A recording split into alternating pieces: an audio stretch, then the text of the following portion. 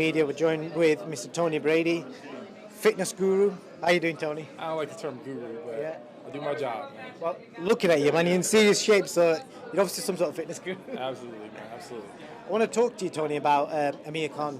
Obviously, you worked with AMIR for a long time whilst he was at Virgil's gym. It's a massive fight with Kell Brook. What was your first thoughts when that got made? Well, I had a feeling that was going to happen. I stayed in touch with AMIR, and I knew that that's what they were actually angling towards.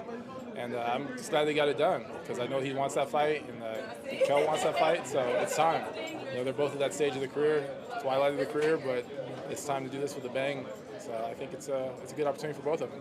Obviously, you're probably going to know AMIR's body better than anyone.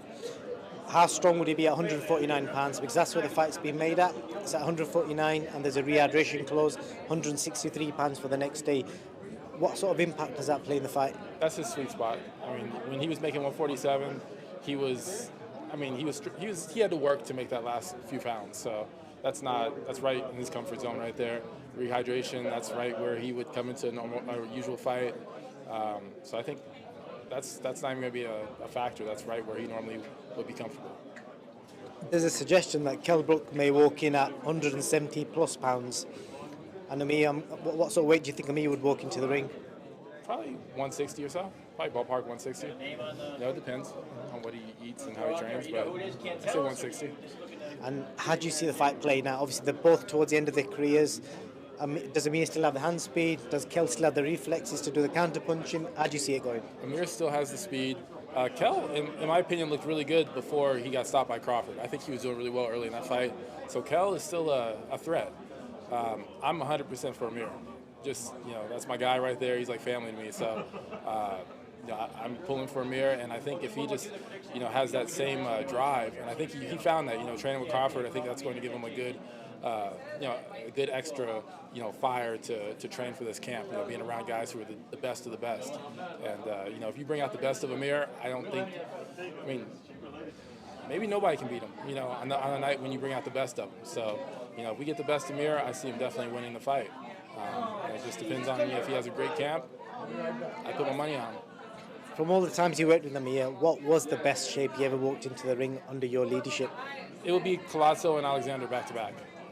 We had a great camp for Collazo, and then we had time in between camps to lead up to the Alexander fight. And those two fights, he just put the time and effort into those camps and in between camps. We did pre-camps over in UK, and that's the key. Training year-round and staying ready, not having to get ready. You don't want to cram. So those two fights were the absolute best, and I was happy with what we did.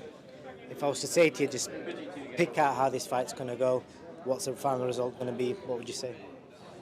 I just want AMIR to get the W. That's bottom line for me. So whatever game plan Bomac puts together for him, and AMIR goes out there and executes, it's all about him getting that W. So that's all I care about. And what about yourself, Tony? Is anyone you're working with at the minute that you think is going to be the next superstar in boxing that you want to let the fans know about? Well, I'm devoted to working with Tony Yoka right now. And, I know the UK fans are Joyce fans, and they've got some history. So, it's just about getting Tony to the top. And maybe him and Joyce will meet up down the road, or Joshua, who knows? Fury, who knows? But Tony is the guy that I'm putting most of my time and energy into. I've also got Mario Barrios. He'll be making a splash at 147 next year. His first fight at 147. And some other guys, too. Boati's in the gym.